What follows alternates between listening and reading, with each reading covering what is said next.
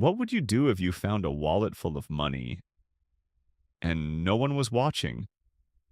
One evening, a man was walking home after a long day.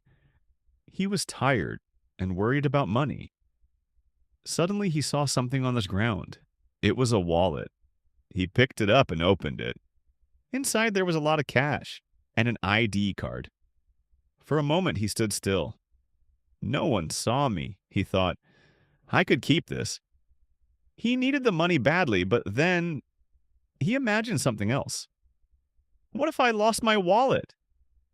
How would I feel? He took a deep breath and walked to the address on the ID. A worried man opened the door. My wallet, he shouted with relief. Why didn't you keep it? The man asked.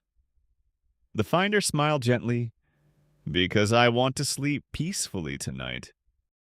Doing the right thing is not always easy, but it brings peace. Subscribe to keep learning English with us.